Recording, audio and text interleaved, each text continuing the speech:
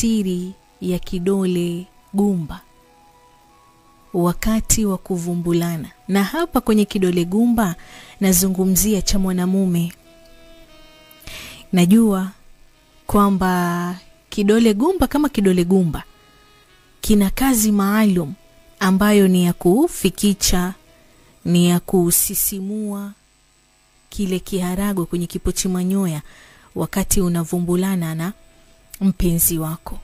Lakini je, unajua kwamba hichi kidole gumba cha mwanamume, especially when it comes kwa masala ya kuvumbulana, ni very sensitive kwa mwanamke? Nataka nikupatie siri, kwa sababu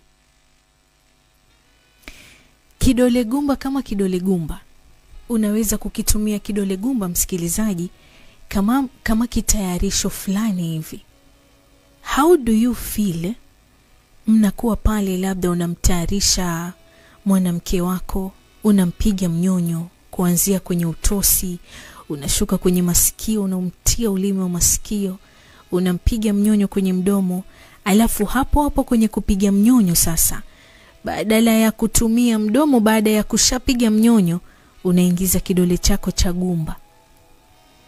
Yani sasa mwanamke ina maana apigi tena mnyonyo mdomo wako, lakini anapiga mnyonyo kidole cha gumba. Kuwa creative, kuwa mbunifu, kuwa mpya mwanamume. Usiruhusu huyo mwanamke akusome kila siku anajua unampiga mnyonyo, leo mpe gumba alinyonye. Kidole hichi cha gumba, I'm telling you, kina siri kubwa.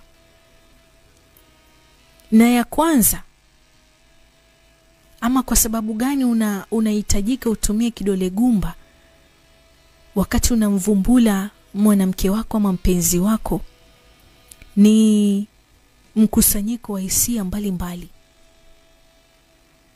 na unaweza kuzipata kwa sababu wakati ule mnavumbulana, mwili wa mwanadamu, msikilizaji, huwa na msisimko mkubwa wa nerves.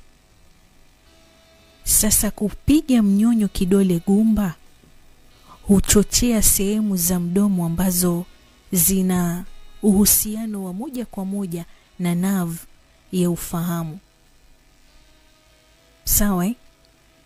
So zinahusiana na msisimko, ndio maana pia ukidendeka, ukipiga mnyonyo, hisia hizo